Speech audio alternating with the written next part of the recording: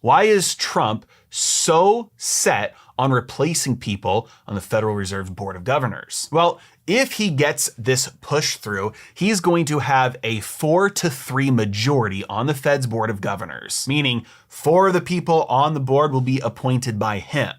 Now you might think, well, that means interest rates are going to do whatever Trump wants to do, but not so fast, because the FOMC, who sets interest rates, is made up of 12 members, not just 7. Those 12 members are made up of the 7 members of the Board of Governors of the Federal Reserve and the president of the Federal Reserve Bank of New York and 4 of the remaining 11 Reserve Bank presidents who serve 1-year terms on a rotating basis. In other words, the committee, the FOMC, who decides interest rates is not just made up of the Board of Governors, those 7 people. Those 7 people Trump will have a majority appointees on, 4 out of 7, but the other people who vote on interest rates, who make up the FOMC, are 5 people who rotate, presidents of these banks. And Trump does not pick who those people are. Now, it is true that the Board of Governors have veto power over who the Reserve Bank presidents are. Now, historically, this has never been used. However, you could make the argument that because they all know that the Board of Governors ultimately could choose who they want to be the presidents,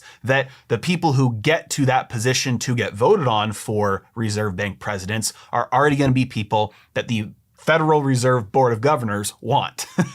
I know it's confusing, but basically you've got the Board of Governors that are appointed and confirmed by Congress, and then they have voting power, veto power over who the Reserve Bank regional presidents are. All of them together, those 12 people together, make up the FOMC, and they vote on things like interest rates. And so having extra people that you want packed on to the Federal Reserve Board of Governors does influence overall monetary policy.